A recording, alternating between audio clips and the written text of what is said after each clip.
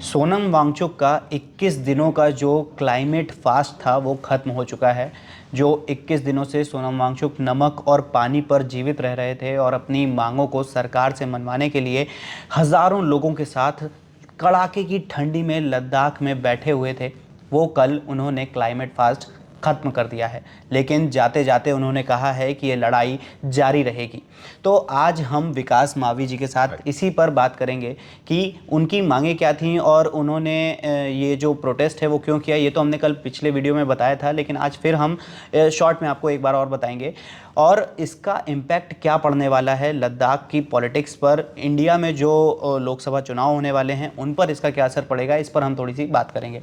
तो विकास भाई, जो ये प्रोटेस्ट है जो ख़त्म हुआ है, इसमें अंदाजन कहा जा रहा है कि 60,000 लोग शामिल हुए थे। जो 3 लाख लोग हैं लद्दाख में, उनमें से 60,000 लोग इस प्रोटेस्ट में शामिल थे।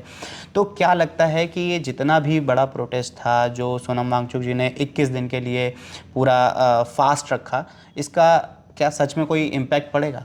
देखिए, इम्पैक्ट तो पड़ना चाहिए पुष्कर भाई जी। क्योंकि आप देखिए कि चाहे हमने देखा कि मेन स्ट्रीम मीडिया पे शायद उतनी रिपोर्टिंग नहीं हुई, लेकिन आप सोशल मीडिया ट्रेंड्स पे जाके देखेंगे तो सेव लद्दाख है, we stand with Sonam Wangchuk, कितने सारे लोगों ने हमारी ही वीडियो पे कमेंट किया, thank you for supporting, we stand with Sonam Wangchuk. So आप देख ही रहे कि एक इमोशन तो है जी जो पहुंच चुका है। जैसा आपने बताया कि 3 लाख जो है पूरे लद्दाख की पॉपुलेशन है, जिसका 60,000 हिस्सा, 60,000 लोग सोनम वांगचुक के साथ खड़े थे। तो आप अंदाज़ा लगा सकते हैं कि एक 3 लाख की पॉपुलेशन में से 60,000 लोग हैं जो प्रोटेस्ट कर चुके हैं, और साथ में एक बड़ा मैसेज जो वाइडर ऑडियंस में गया होगा, तो उसका इम्पैक्ट लद्दाख की राजनीति पे तो सीधा सीधा हमको देखने को मिलने वाला है। तो मैं अपनी ऑडियंस को एक बार बताना चाहूँगा, जो हमारे नए व्यूअर्स हैं, कि सोनम वांगचुक जो हैं वो पिछले 21 दिनों से फास्ट पर बैठे हुए थे। उनका मेन मोटिव था कि लद्दाख को जो है वो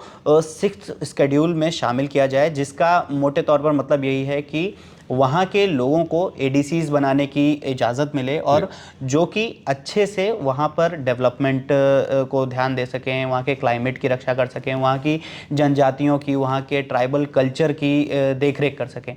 क्योंकि उनका मानना है कि अगर केंद्र शासित प्रदेश यानी कि यूनियन टेरिटरी जब से लद्दाख को बनाया गया है, उसके बाद से जो है जो दिल्ली से सरकार वहाँ पे चलाई जा रही है और दिल्ली के लोगों को लद्दाख का बहुत ज़्यादा अंदाज़ा नहीं है।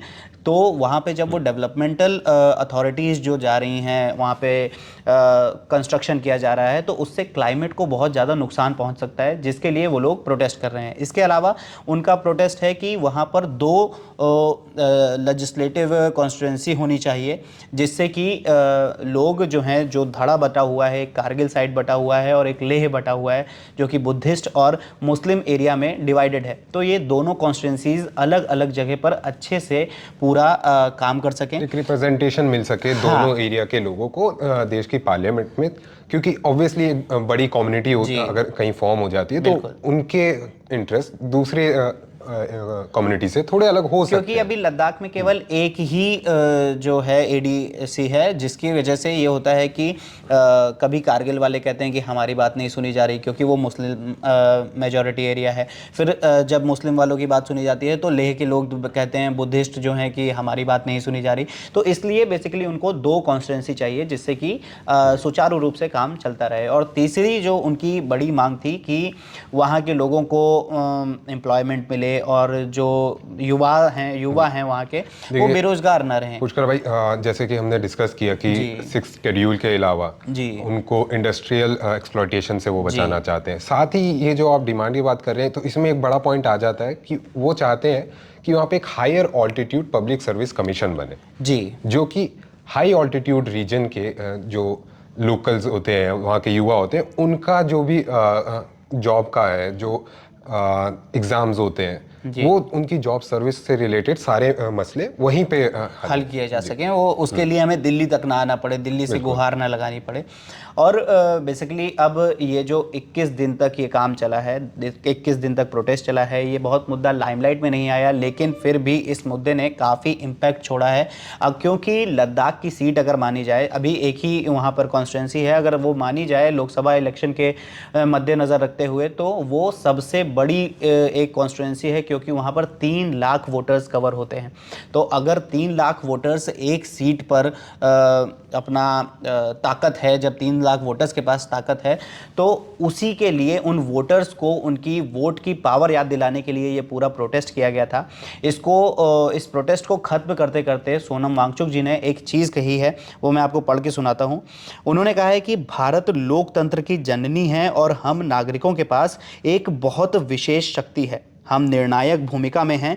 हम किसी भी सरकार को उसके तौर तरीके बदलने के लिए विवश कर सकते हैं या काम नहीं करने पर सरकार भी बदल सकते हैं। तो आप इस मैसेज से साफ साफ समझ सकते हैं कि उनका इशारा किस तरफ है, क्योंकि जब 2019 में केंद्र शासित प्रदेश बनाया गया था, यूनियन टेरिटरी बनाया गया था लद्दाख को, तब वादा किया गया था कि यहाँ पर 2 कॉन्स्टिट्यूंसीज दी जाएंगी और इन जितने भी ये जो क्लाइमेट चेंज, क्लाइमेट फास्ट जो किया जा रहा है, क्लाइमेट को असर नहीं पड़ेगा, क्लाइमेट की रक्षा की जाएगी और पूरी सुख सुविधाएं वहाँ पर पहुँचाई जाएंगी, ये वादा किया गया था। जैसा कि 6 शेड्यूल की आपने बात की, तो जहाँ पे एडीसीज आ जाती है तो वहाँ पे लोग 30 मेंबर की जो काउंसिल, जैसा हमने कल बताया था कि बनाई जाती है 5 साल के लिए, तो उसमें लोकल्स का काफ़ी से आ जाता है। तो जब लोकल्स का से आ जाता है तो वो ऑब्वियसली अपने एरिया की ज्योग्राफी, कल्चर को लेके वो बहुत सेंसिटिव होते हैं। तो कोई भी डिसीजन, मान लीजिए कोई रीजन है जहाँ किसी कंपनी को इन्वेस्ट करना है, तो आपको नॉर्मली केवल सरकार से परमिशन लिया, आपने प्लांट लगा लिया, लेकिन इस केस में आपको अगर एडीसीज होंगी तो एडीसीज की परमिशन लेनी होगी और उसके बाद वहां पर आगे काम चल सकेगा। और अगर एडीसीज की बात करें तो एडीसीज जो हैं